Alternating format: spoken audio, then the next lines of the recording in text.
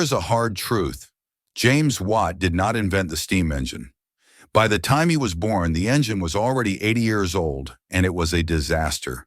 A useless, coal-eating monster that wasted more energy than it created. Watt was just a Scottish instrument maker who was asked to repair a broken model on a university workbench. But he didn't just fix it, he unleashed it. He turned a clumsy machine into the muscle of the British Empire. He didn't start the Industrial Revolution, but he was the one who gave it the power to conquer the world. The story of James Watt begins not with a roar of steam, but with the quiet scratching of a file against brass in a cold London workshop. In 1755, at the age of 19, Watt had traveled south from his native Scotland to the bustling metropolis of London. He was a young man in a hurry, driving himself to the brink of exhaustion. While most apprentices spent 7 long years sweeping floors and slowly absorbing the secrets of their trade, Watt was trying to master the delicate art of mathematical instrument making in just 1 year. He was terrified of the press gangs that roamed the London streets, kidnapping young men for the Navy, so he rarely left the workshop, spending his days and nights hunched over quadrants and scales, ruining his health but forging a level of skill that bordered on the supernatural. By 1756, he returned to Glasgow. His hands were now capable of creating the most precise scientific instruments in Britain. He was ready to set up his own business, to open a shop and trade as a master craftsman. He had the talent, he had the tools, and he had the ambition, but he had forgotten one thing. In the 18th century, talent was nothing without a ticket. Glasgow was a city held in the iron grip of the guilds, specifically the Incorporation of Hammermen. This was an ancient and powerful organization that controlled every metalworker in the city, from the blacksmiths who shod horses to the silversmiths who made tea sets. Their rules were medieval, rigid, and absolute. To trade within the burgh of Glasgow, you had to be a son of a burgess, or you had to have served a full, documented 7-year apprenticeship under a local master. James Watt had neither. He had served only 1 year in London. To the hammermen, it didn't matter that his compasses were more accurate than anything they could produce. It didn't matter that he was a genius. He was an outsider, a threat to their monopoly. When he applied for a license to open a workshop, the door was slammed in his face. The guilds were not interested in innovation. They were interested in protectionism. They blocked him from opening a shop. They blocked him from advertising. Essentially, they made it illegal for James Watt to earn a living in the city of Glasgow. The frustration must have been suffocating. Here was a man who could see the future of mechanics, yet he was being stopped by men clinging to the past. He was a master craftsman with nowhere to craft, a bird with clipped wings trapped in the cage of bureaucracy. But just as his career seemed over before it had even begun, a lifeline was thrown from an unexpected quarter. The University of Glasgow sat like a fortress of enlightenment in the middle of the city, and crucially, it possessed ancient royal charters that gave it total independence from the city's municipal laws. Inside the gates of the university, the Incorporation of Hammermen had no power. The guilds could not cross the threshold. The professors at the university, including the famous economist Adam Smith and the chemist Joseph Black, had recognized Watt's brilliance. They had a chaotic collection of astronomical instruments that had been damaged in a sea voyage from Jamaica. They needed them fixed, and they knew there was only one man in Scotland with the hands steady enough to do it. In 1757, the university defied the guilds. They granted James Watt the title of mathematical instrument maker to the university. They gave him a room within the college buildings to set up his workshop, and they gave him the right to sell his instruments to the students and faculty. It was a sanctuary. Safe within the university walls, Watt was free to work, to think, and to experiment. The workshop became a hub for the greatest minds of the Scottish Enlightenment. Professors would stop by to watch him work, to discuss natural philosophy, and to marvel at his dexterity. It was here, in this protected incubator, that the blacklisted engineer would eventually encounter a broken model of a Newcomen engine. The guilds had tried to silence him, but by forcing him into the arms of the university, they had inadvertently placed him in the one laboratory where he could change the world. The steam age was not born in a factory. It was born in a refugee camp for intelligence. In the winter of 1763, a small wooden crate arrived at James Watt's workshop within the University of Glasgow. Inside lay a brass model of a Newcomen atmospheric engine.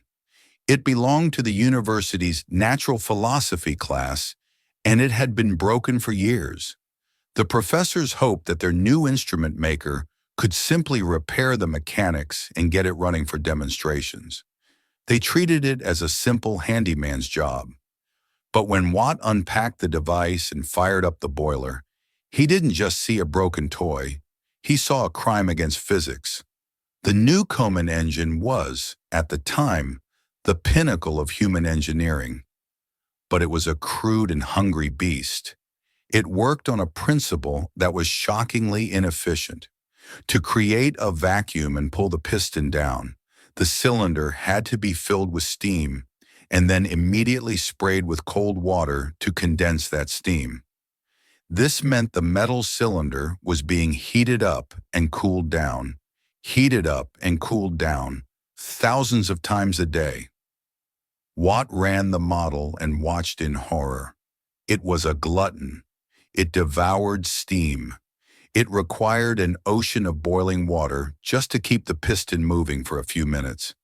He realized that for every stroke of the engine, 3/4 of the energy was being wasted just to reheat the metal cylinder that had been cooled down in the previous stroke. It was thermodynamic suicide.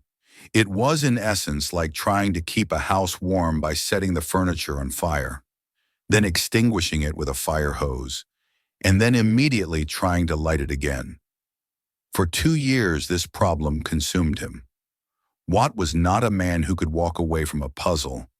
He became obsessed with the nature of heat itself. He performed experiments with kettles and apothecaries' vials, learning from his friend Dr. Joseph Black about the concept of latent heat. He understood why the engine was failing. The cylinder needed to be hot to hold the steam, but it needed to be cold to condense the steam. It was a physical paradox. How could a single vessel be boiling hot and freezing cold at the exact same time? The engine sat on his workbench like a mocking sphinx, a coal-eating monster that was useful only in coal mines where fuel was essentially free. For any other industry, textiles, milling, transportation, the cost of feeding such a wasteful machine would be ruinous. The industrial world was stuck in a cul-de-sac, waiting for a solution that seemed impossible. The answer did not come in the workshop. It came on a Sunday afternoon. It was May of 1765. The weather in Glasgow had turned mild, and Watt went for a solitary walk on Glasgow Green, a large public park by the River Clyde. The air was fresh. The city was quiet in observance of the Sabbath. He walked past the old washing house, his mind still churning over the engine, wrestling with the impossible contradiction of the hot and cold cylinder. And then between one step and the next, the lightning struck. The idea was so simple it was terrifying. If the steam needed to be condensed, it didn't have to happen inside the hot cylinder. Why not move it? Why not create a second chamber, a separate vessel connected to the cylinder by a pipe? He stopped in his tracks. In his mind's eye, he saw the machine working perfectly. He would keep the main cylinder permanently hot, wrapped in a steam jacket so it never lost heat. He would attach a second chamber, a separate condenser, that would be kept permanently cold, immersed in water. When the piston reached the top, he would open a valve.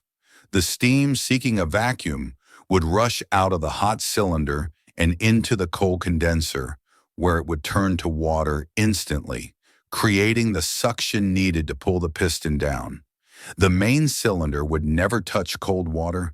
It would remain hot, ready for the next stroke immediately. No reheating, no waste. I had not walked further than the golf house, Watt later wrote, when the whole thing was arranged in my mind. In that brief stroll across the grass of Glasgow Green, James Watt had not just invented a new component, he had solved the riddle of the steam age.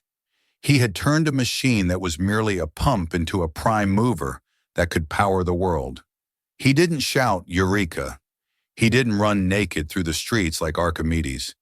He simply turned around and walked home, his mind racing with valves and pistons, knowing that the monster on his workbench had finally been tamed. The age of muscle and wind was over. The age of fire had begun. Having a brilliant idea is one thing. Building it is something else entirely. In the mind of James Watt, the separate condenser was perfect. It was a symphony of physics where every atom of steam played its part. But in the physical world of the 1760s, it was a nightmare.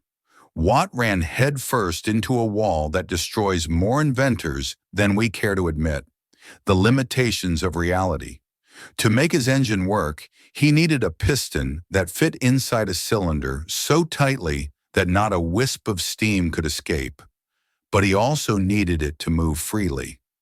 It required the precision of a watchmaker, but on the scale of a cannon. And here was the tragedy. The technology to build his machine did not exist yet. The ironworkers of Scotland were used to hammering out horseshoes and plowshares. They were not precision engineers. Every cylinder Watt ordered was slightly oval, or bumpy, or pitted. When he tried to run his prototype, it didn't purr, it wheezed. Steam hissed out of the gaps like a dying animal. He tried wrapping the piston in cork, in oiled rags, in old hats, anything to stop the leaks. But nothing worked. The perfect engine was a leaking pile of junk, and while the steam escaped, so did his money. Watt was not a wealthy man. He had exhausted his savings on experiments.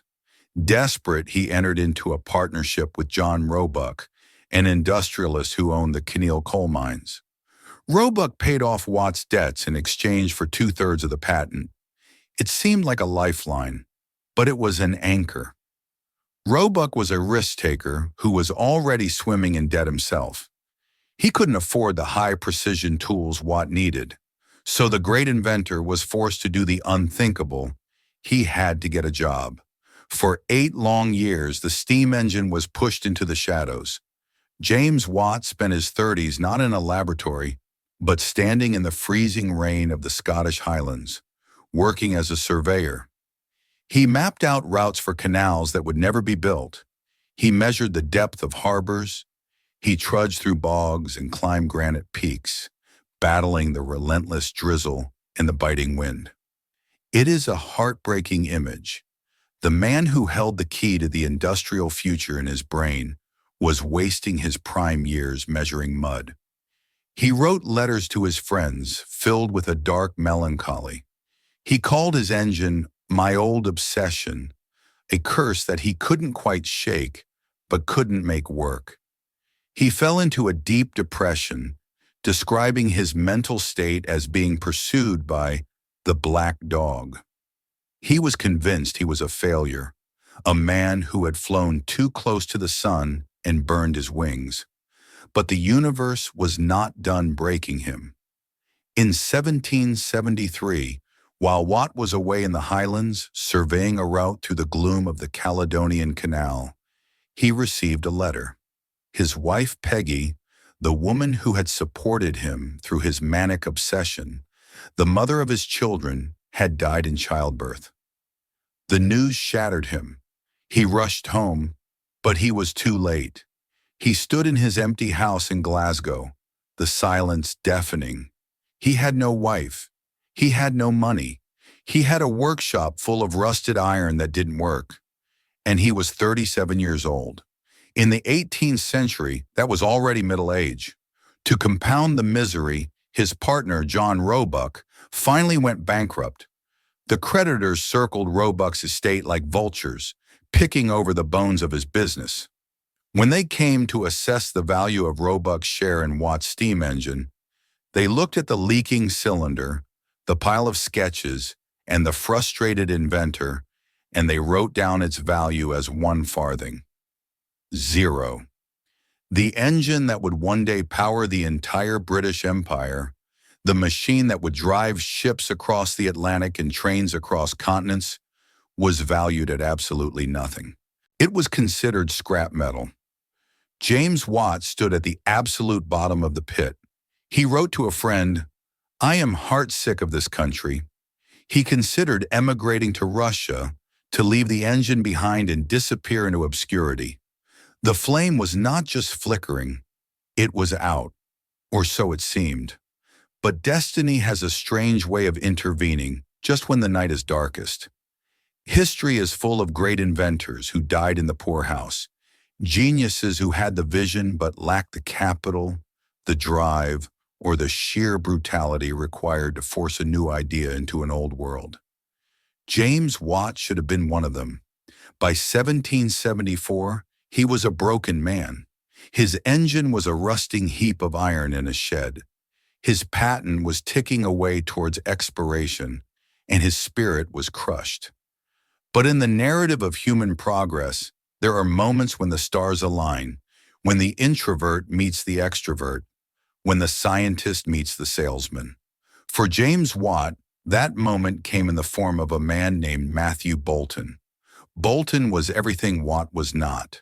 Watt was a nervous, melancholy Scot who agonized over every millimeter and terrified of business deals. Boulton was a titan of industry, a man who radiated confidence and charisma.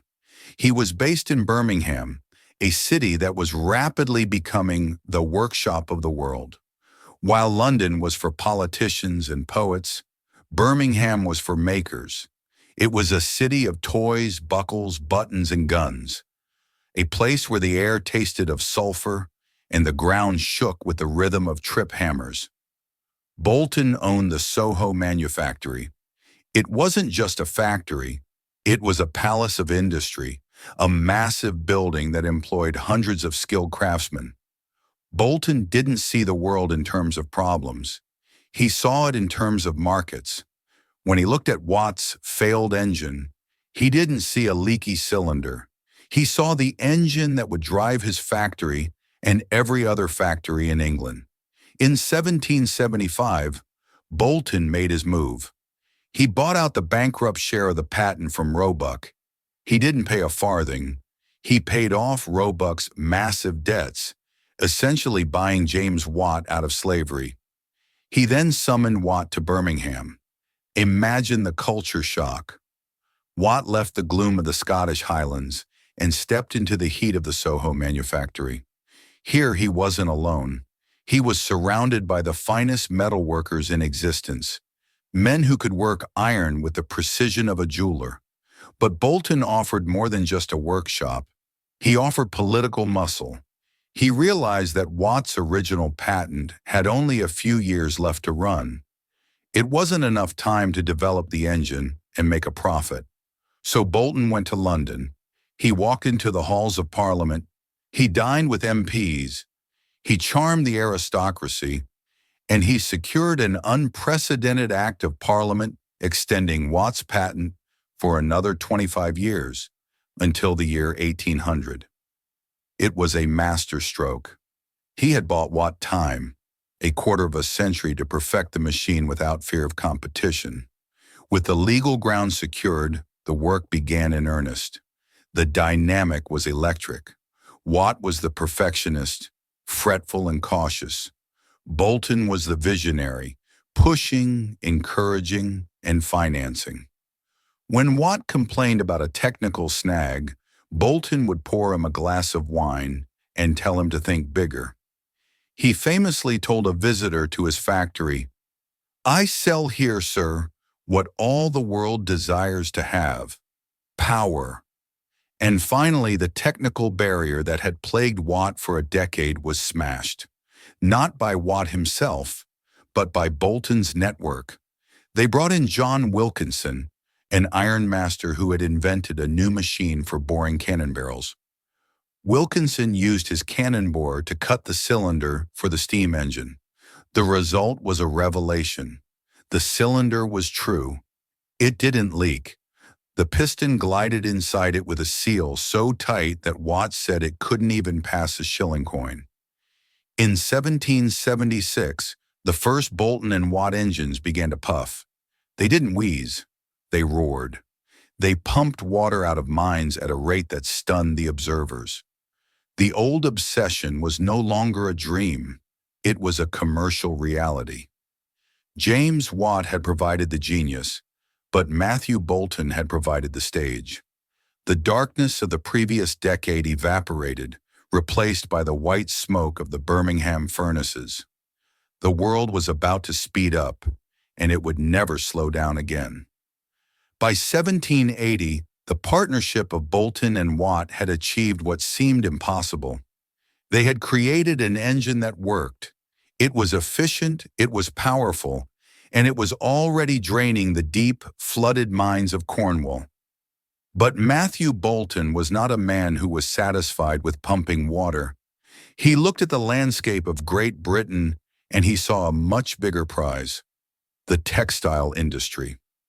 Up in Manchester and across the north of England, the cotton mills were booming, but they were shackled to the rivers. They relied on water wheels to drive their looms, which meant they had to be built in remote valleys where the water flowed fast. And when the river froze in winter or dried up in summer, the work stopped. Bolton knew that if they could put a steam engine inside a factory, they could liberate industry from nature. They could build factories anywhere. But there was a problem, a massive mechanical problem. The steam engine produced a reciprocating motion. It went up and it went down. It was perfect for a pump, but useless for a loom. To run a factory, you needed rotary motion.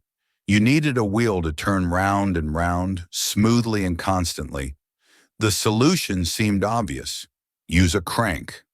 It was a simple device that had been used on spinning wheels for centuries.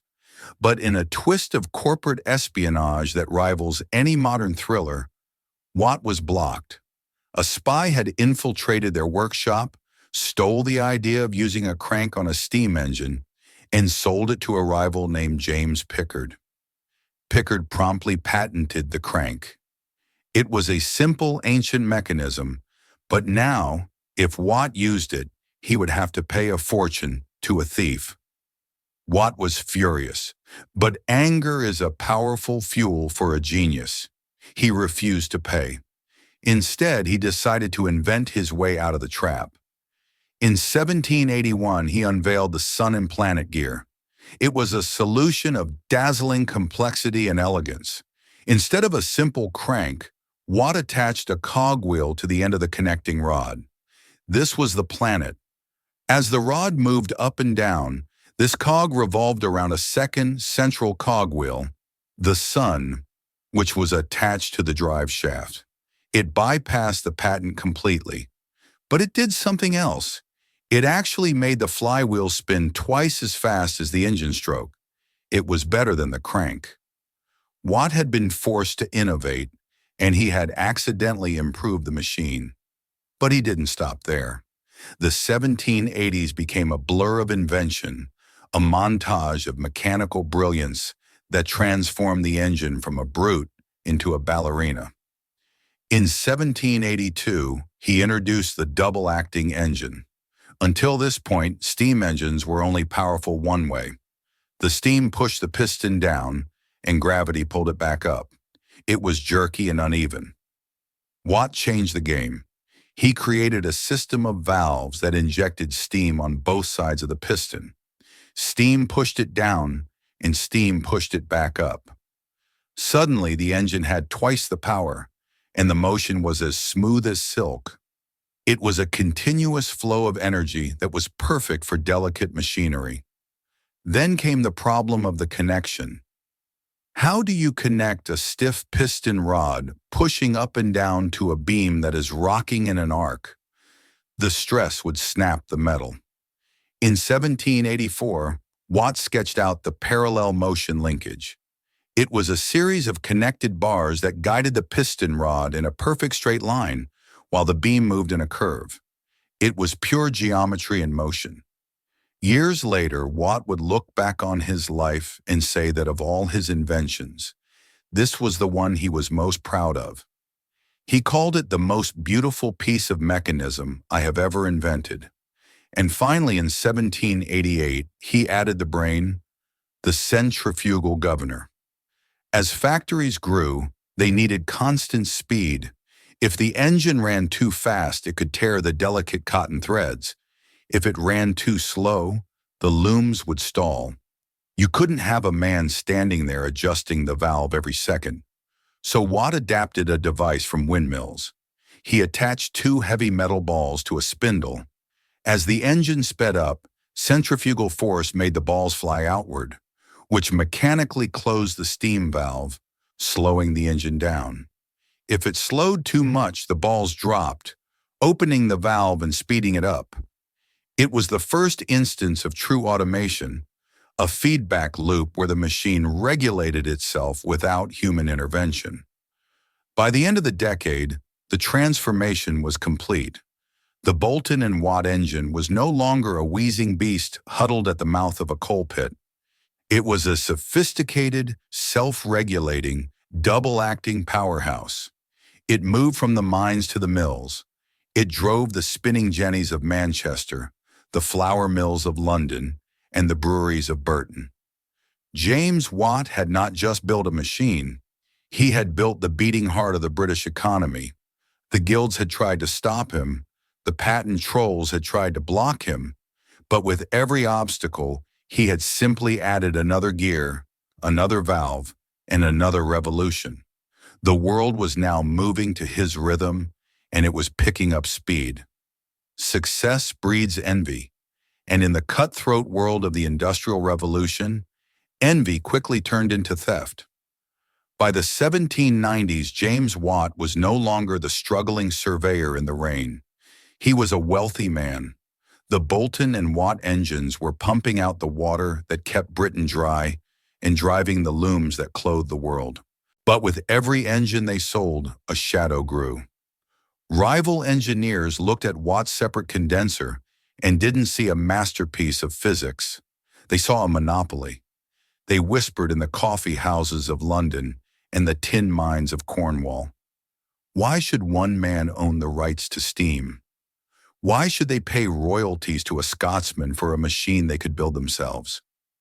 The sharks began to circle, led by men like Jonathan Hornblower and Edward Bull. They built engines that were suspiciously similar to Watt's. They tweaked a valve here, changed a pipe there, and claimed it was a new invention. But inside the cylinder, the heart of the machine was stolen. James Watt was a man who hated conflict. The stress of business made him physically ill, giving him migraines that left him bedridden for days.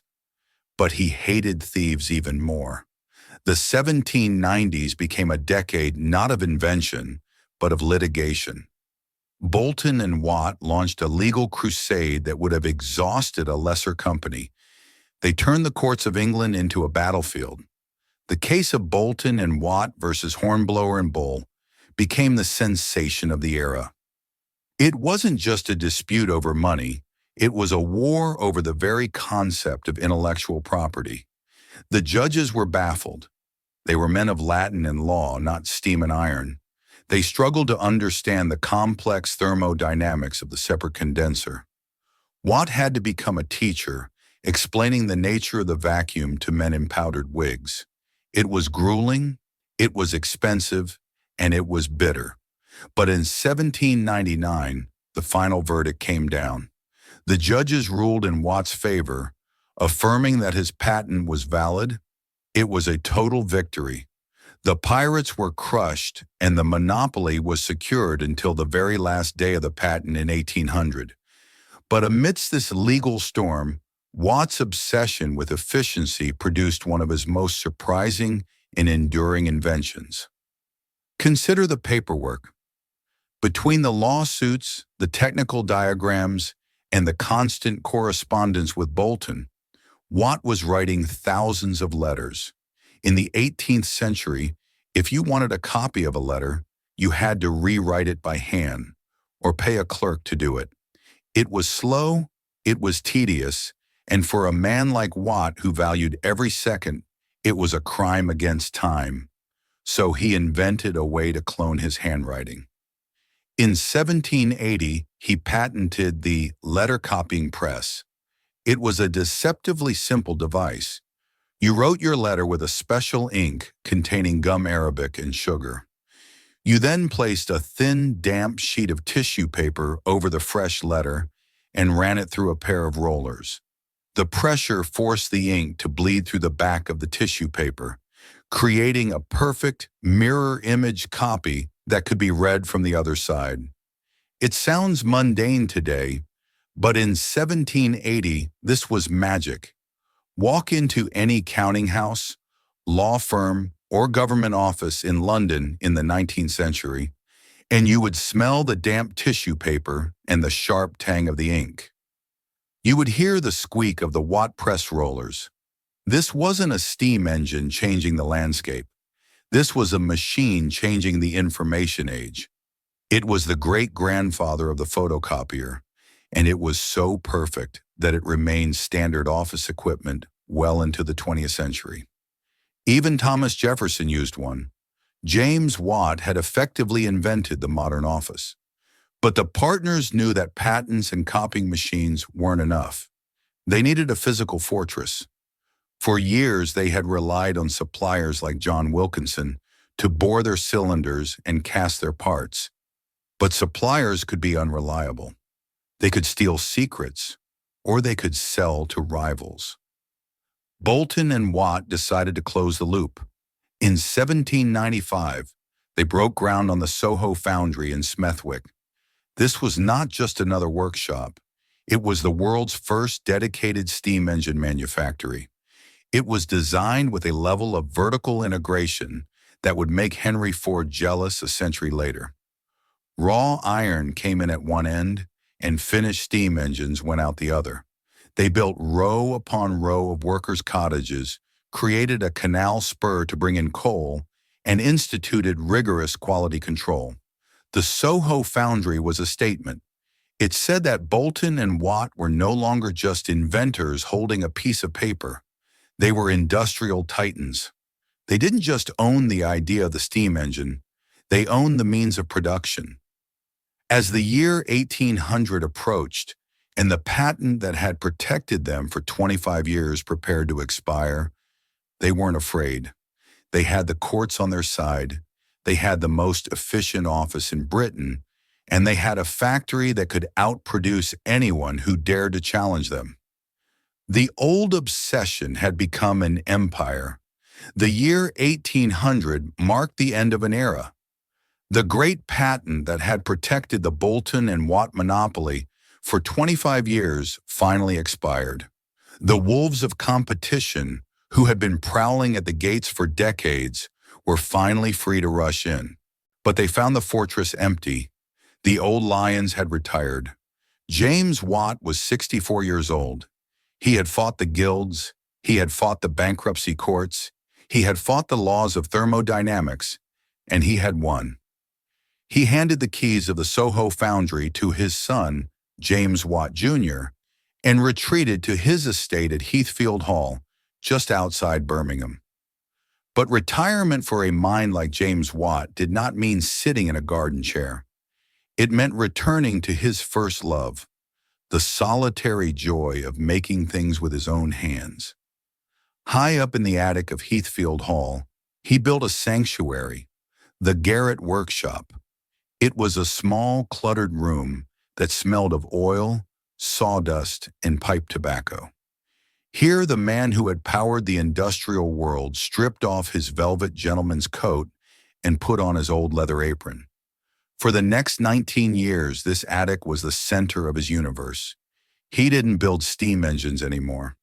Instead, he became obsessed with a new puzzle: how to copy three-dimensional objects.